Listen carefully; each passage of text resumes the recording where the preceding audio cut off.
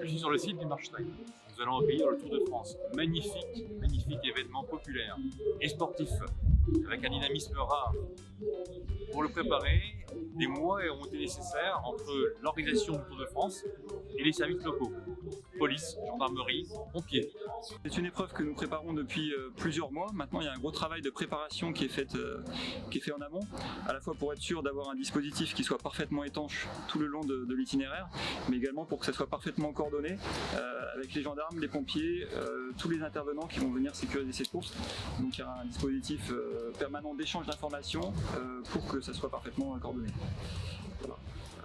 Ensuite, sur tout l'itinéraire, nous aurons également des capacités d'intervention, de manière à pouvoir intervenir sur tout type d'événements, d'accidents ou d'incidents très rapidement.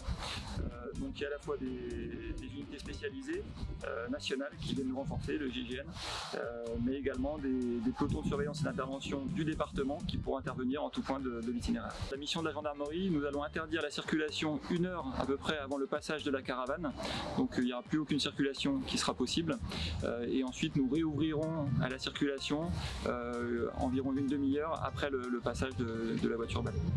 L'enjeu pour les sapeurs-pompiers d'un événement comme le Tour de France sur le département, ça va être celui de la distribution des secours.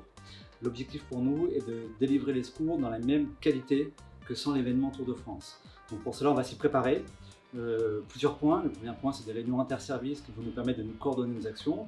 Le deuxième point, c'est celui de prépositionner les secours sur le territoire qui nous permettront d'intervenir de part et d'autre du Tour de France. Et le troisième point, ça va être celui d'augmenter nos effectifs disponibles en caserne, parce que ce jour-là, on aura un afflux massif de personnes sur le département qui vont peut-être générer une augmentation des secours. Concrètement, on va immobiliser 175 pompiers pour le Tour de France, en plus des pompiers habituellement disponibles.